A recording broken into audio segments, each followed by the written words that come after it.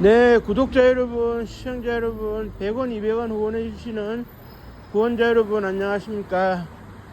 오늘 불타는 금요일인데 금요일 잘 보내고 계십니까? 또 주말이네요. 또 집에 가는 길에 이제 방송을 켰는데요. 우리가 6월 3일 날 새로운 대통령을 또 이렇게 선출해야 됩니다. 선출해야 되고 지금 현재 더불어민주당에서는 세 사람의 경선 후보가 나왔고요. 그 다음에 국민의힘에서는 8명으로 이제 압축이 됐는데, 더불어민주당의 이재명 의원, 계양구 국회의원 당대표직은 지금 사퇴한 상황인데, 그분이 공약으로서 화두를 제시를 했다. 그래, 이제 정치인들은 선거를 앞두고 늘 화두를 제시하는 사람들이니까 화두의 제시는 있을 수 있다. 저는 그렇게 봅니다. 하지만 화두를 제시했다고 해도 조금 우려스러운 부분이 있다면 지적을 안 할 수가 없을 것 같아요. 그게 이제 무슨 얘기냐면 지금 4차 산업혁명이 있어가지고 어쩌면 5차 산업혁명일 수도 있는 AI 시대, 챗 GPT라고 하는 샘 올트먼이 만들어낸 그런 시스템을 통해 가지고 질문을 하면은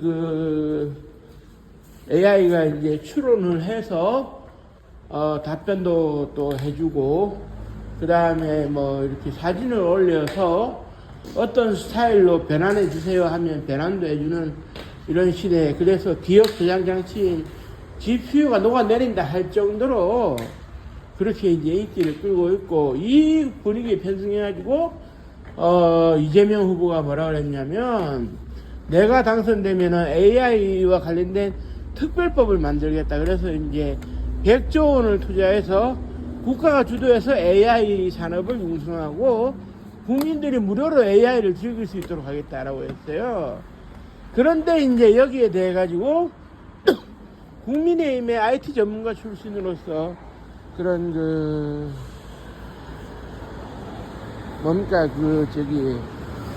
보안 시스템을 개발한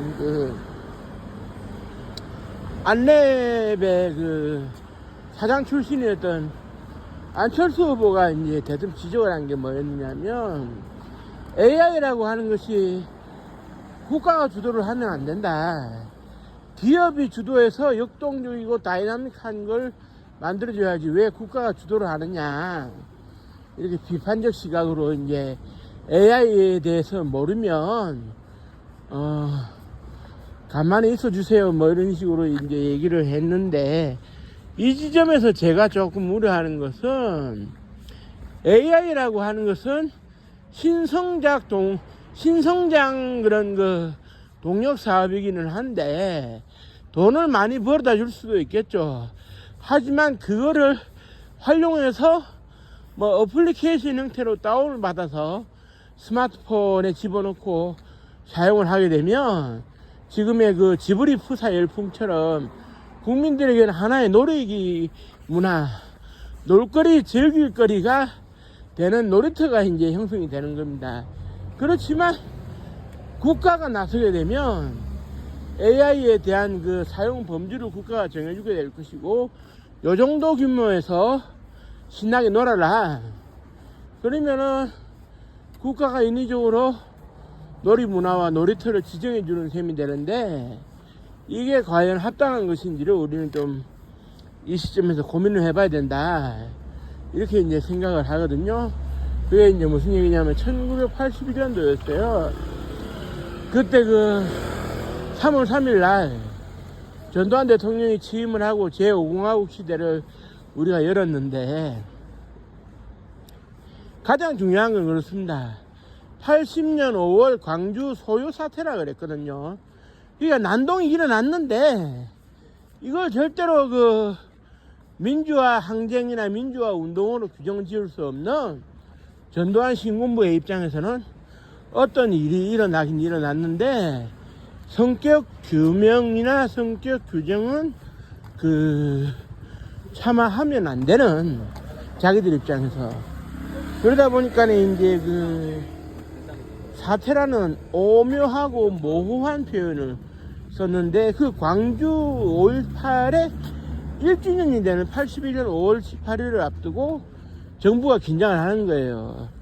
어느 정도 이제 수군수군 되면서 아는 사람들은 피해를 아니까 신군부에 대한 저항 감정도 있고, 침울한 국가 분위기, 뭐 이렇게 할 수 없는 분위기, 요 분위기 속에서 이제 뭐가 등장하느냐면, 그때 당시에 그 우병규 정무수석이라고 있어요. 그 마산고등학교 출신의 그 뛰어난 그 청약가인 정무수석이 있었는데, 그 정무수석 밑에 이제 그 체제 홍보를 담당하는 1급 비서관으로서 허문도 씨가 있었는데, 허문도 씨는 항상 그 기발한 발상을 해가지고 대통령한테 점수 따는 걸 좋아하는데, 이때 국풍 81이라는 걸 기한했어요. 그 국풍, 쉽게 말해서 국가에 신선한 바람이 분다. 언제? 81년 5월달에. 그래, 여의도 광장에서 잔치 한번 벌여보자. 그런데 이제 이게 그 당시에 이제 그 11인 수석 비서관 회의에서 어떻게 되어지느냐? 군인 출신들은 그 입장 표명이 좀 없었는데, 수석 비서관들 중에서 군인 출신들은 입장 표명이 없었고, 전두환 대통령이 결론을 내리면 따라가겠다는 입장이었고, 우병주 수석이나 그 이상주 수석 같은, 그리고 김재익 수석 같은 그런 경우에는 뭐하러 국가가 그런 헛돈을 쓰면서 놀자판을 만들어주느냐 반대를 했죠. 그래서 입장이 좀 모호해졌는데, 결국은 뭐였습니까? 그 국민들에게 일주일 동안 그 전통 공연, 뭐 탈춤부터 해가지고 이제 그 한마당 놀이문화, 그 다음에 국악, 그 다음에 그 뭐 먹을거리도 잔뜩 제공하고, 대학생들에게는 우승 상금 150만 원에 달하는 그에게 상금을 걸고 가요제도 하고, 그때 스타 탄생을 한 사람이 잊혀진 계절을 훗날 부르게 되는 이용인데, 그래 이제 그때 당시에 그 허문도 비서관이 머릿속에 그렸던 것은 저항 시인이었고 사형 선고까지 갔었던 김지아 시인이라든지, 그 어둠의 세계에서 이제 포크 가수 겸 작사 작곡가로 이제 이름을 날리고 있던 김민기 씨라든지, 이런 사람들을 체제 속에 집어넣어 가지고 하나의 문화로 다스리겠다, 뭐 이런 속셈. 그래서 술병을 들고 운주까지 가서 김지아 시인을 또 만난 것으로 제가 알고 있는데요. 이런 국가가 이렇게 국민들은 전혀 흥겹지 않은 상황에서 국가에서 예산을 들여가지고 아이고 먹고 놉시다 일주일 동안 그래 버리니까 남녀노소 그 노인 어린아이 할 거 없이 가기는 갔습니다. 그래서 이제 막걸리도 마시고 음식도 얻어먹고 그랬는데, 저도 어릴 때 그 국풍을 그때 제가 그 유치원 때 6살 때인가요? 유치원 때 이제 했던 기억. 그 뭐 사람들이 신나게 노니까 뭐 나라에 즐거운 일이 있는 줄 알았어요. 저는 그 뭐 허문도 비서관이 누군지도 모르고, 아니 대통령이 누군지도 모르는 판국에 내 어릴 때 그냥 국가가 신나게 놀 일이 있어서 그냥 노는가 보다, 그냥 그런 생각을 했던 거예요. 그런데 이제 그게 이제 그 국가가 놀이 공간과 놀이 문화, 그리고 기간, 비용 이런 걸 다 정해주니까 인위적인 놀이터에서 누가 그 신명나게 놀겠습니까? 그때 그 탈춤을 공연했던 사람들도 제가 그 듣기로는 서울대 그 탈춤반에서 동아리에서 활약을 하다가 군대를 가 있는 덕분에 이제 군대에서 강제 징집이 돼가지고 명령에 따라서 탈춤반으로서 가장을 해가지고 이제 그 현역 탈춤반인 거, 현역 동아리 탈춤반인 걸로 가정을 해가지고 이제 그 강제 공연도 하고 막 그랬었는데, 그런 인위적인 놀이터는 계속 점점점 발전을 했는데 결국 그것은 한계를 띌 수밖에 없어요. 이 뭐든지 간에 국가가 주도를 해서 뭐 돈을 번다, 논다, 먹을 걸 준다, 이거는 그 뭐랄까요, 왕조 시대에나 있을 법한 구시대적인 발상이죠. 이게 오늘날에 이제 뭐 엄밀히 따지면은 그 이북의 김일성이가 이제 자기 생일날 뭐 선물을 뭐 당과류 뭐 사탕을 2kg 준다, 뭐 쌀을 뭐 300g 주던 걸 600g 준다, 뭐 학용품 나눠준다, 뭐 이런 식으로. 그래 이제 오늘 뉴스를 보니까 이북의 그 김일성 생일에 맞춰가지고 그 김정은이가 살림집을 1만 원을 평양에 제공을 했다. 인민들에게 늦어서 죄송하다는 뭐 사과까지 했다. 그리고 이제 김주혜가 그 딸 김주혜가 단독샷을 받았다. 뭐 이렇게 돼가고 있는데 이거는 철두철미한 공산주의적 사고방식인 것이죠. 국가가 이제 배분하고 나눠주는 것은. 이걸 왜 말씀드리냐면 AI라고 하는 것도 하나의 거대한 그런 돈벌이 수단이 될 수도 있으면 국민들의 입장에서 즐길거리, 놀거리가 될 수가 있어요. 물론 이제 그 현재 그 오픈 AI 그 저희 샘 울트먼이 운영하는 오픈 AI 구독료가 이제 한 달에 이제 환율이 계속 뒤바뀝니다만 평균적으로 한 35,500원 정도 되더라고요. 그 한 달 구독료 35,500원을 내고 이제 마음껏 이제 그 안에 서비스들을 즐기는 건데 무료로 즐기는 건 한계가 있으니까. 그래 이제 그 국민들이 건전한 이제 놀거리가 제공이 되는 측면이 있겠습니다만은 다른 한편으로 봤을 때 정부가 이제 획일화 규격화해 가지고 놀거리를 제공하고 놀이터를 지정해주면 결국 이게 그 국민들을 하나의 이제 그 통제를 하는 수단으로 AI가 변절될 가능성이 있어요. 그래서 이제 하나의 이제 수단으로 이제 통제 수단으로 변질이 되어 버리면 금방 뭐 사그라들 수 있는 우리가 좀 이런 거 있지 않습니까? 하지 마라고 하면 더 한다는 생각으로 1970년대 통기타와 포크송으로 대표되는 그 청년 문화 장발 미니스커트로 대표되는 통제 젊은이들의 문화도 가수 양현 씨가 그런 얘기를 했지 않습니까? 저절로 가만히 내버려뒀으면 사그라들었을 수도 있는. 그런데 하지 말라니까 더 하게 되는. 그러니까 가고자 하는 지향점을 막지는 못하거든요. 그러니까 이제 그 결국은 그렇습니다. 결국 100조 원이라고 하는 금액을 투자를 하겠다. 이것도 결국에는 국민 세금이 들어갈 수밖에 없는 일인데 국민 세금으로 이제 그 도리어 이제 국민들이 놀 수 있는 그런 그 공간을 제공해 준다. 여기서 이제 마음껏 놀아라. 이게 이제 결국 제5공화국 전두환 정부의 그런 3S 정책, 그러니까 섹스, 스크린, 스포츠 하던 그 시절과 다를 게 없지 않겠느냐 이런 비판이 나오는 겁니다. 그리고 AI라고 하는 것이 4차 또는 5차 산업혁명의 거대한 미래 먹거리이기 때문에라도 돈을 많이 벌어야 되는 입장에서는 기업이 투자를 하고 기업이 서비스를 국민들에게 제공을 하고 국민들이 응당한 그 대가를 지불하면서 놀아야 될 겁니다.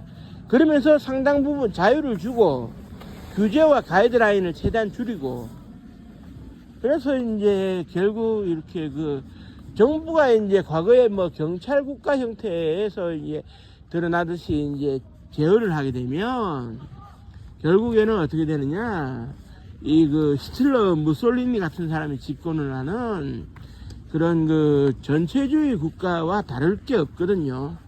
국민들은 개인의 아이덴티티를 상실하게 되고 개인의 영역 발휘가 안 되는 겁니다. 모든 건 자율적인 그런 규제 하에 이제 모든 것이 이루어져야 하는데요. 국민들의 하나의 수건 사업으로서 국민들의 노력으로 AI 산업이 발전할 수 있어야지. 과거에 이제 뭐 국품 80일이다. 정부가 주도하는 뭐 새마을 운동이다. 사실 새마을 운동도 너무 국가에서 주도를 하니까 새 벽종이 울렸네, 새 아침에 박았네 하니까 그 한때 비아냥이 나오기도 했어요. 국가를 일떠 세운 거는 맞지만 다른 한편에서는 헛마을 노래 아니냐, 헛마을 노래, 새마을이 아니라 헛마을 아니냐. 국가가 강요를 한 거예요. 뭐 그때 당시에 그 뭐 점돌이 저축이라든지 가만히 빨리 짜기, 그 뭐 경운기 빨리 몰고 오기 뭐 이런 거 대회를 하면서 국가가 주도를 하면 국민들에게는 남아나는 것이 없어요. 물론 뭐 그 국가가 주도를 한다고 해서 그 당시에 새마을 운동이 돈이 안 들었던 것도 아니고 무슨 얘기냐, 개개인별로도 돈은 좀 들었어요. 그러다 보니까 개개인별로 돈이 드는데 부담이 되면 새마을 운동 기간을 피해가지고 친척집에 있다가 또 돌아오기도 하고 그런 부작용이 있었거든요.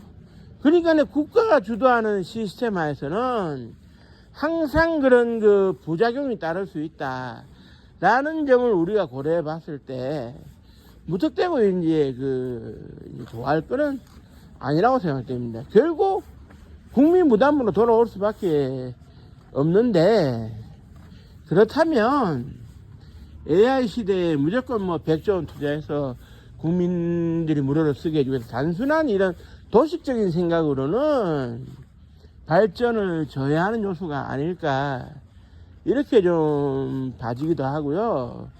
물론 뭐 구체적인 그 세부 계획이 나온 것도 없고 지금은 정치인 수준에서 티격태격 하나만 화두를 던진 것에 불과합니다.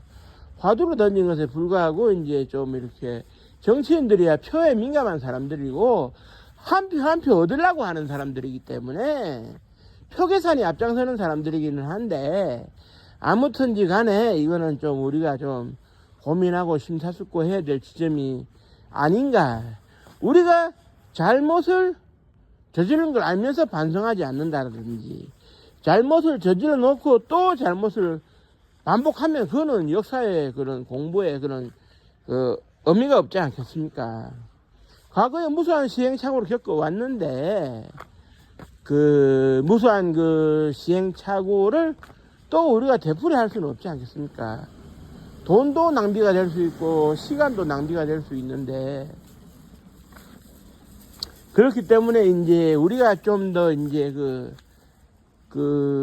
새 정부 들어서도 경제가 어려워지면 긴축 재정이 화두가 될 수밖에 없을 텐데 결국 소모되는 예산을 아껴서 가성비 있게 써야 되는 입장에서 뭐 통 크게 100조, 200조로 얘기할 사항은 좀 아닌 것 같고요. 풀뿌리 민주주의라는 말도 있듯이 풀뿌리부터 올라와야 됩니다. 지금 지브리 푸사는 어쨌든 새 물투머니 환경을 만들었지만 기술적인 현상이고 자연 발생적인 그런 열풍이거든요. 이 열풍을 국가가 이어받아가지고 국가 주도로 뭘 하겠다. 그러면 오히려 시들해질 수 있어요. 이 점을 좀 이렇게 선거 기간 때 국민들이 잘 판단해야 될 것 같습니다. 국민들은 각자가 놀고 싶은 놀이터 영역도 다른데 결국 놀이터 영역이 다르면은 각자가 소비하는 내용이나 대상이나 금액도 다르지 않겠습니까? 그러니까 국민들을 핵이라해서 한 줄로 세우는 그런 정책이라면 지양을 해야 되는 것이 맞다고 보고요. 정치인은 뭐 늘 화두를 던지는 사람이고 화두를 던졌으니까 일단은 국민들이 이제 선거를 앞두고 진지하게 판단을 해볼 수는 있을 겁니다. 한 표를 행사하는 데 있어 가지고 그런 정치인들의 화두를 던지는 것들이 하나의 기준점은 될 수 있을 것 같은데 그렇다면 유권자 여러분들의 현명한 그 한 표 한 표의 그런 그 대응이 필요하지 않겠습니까? 그래 6월 3일 날 그 선거에 꼭 참여하시고 마지막으로 드리고 싶은 얘기는 선거에 불참하면서 불만을 표시하지는 말자. 선거에 한 표를 던지고 불만을 표시해도 늦지 않다. 저는 이렇게 생각을 하고요. 늦은 밤 금요일 밤 잘 보내시고 환절기에 감기 조심하시고 늘 시청해 주셔서 감사의 말씀 드립니다.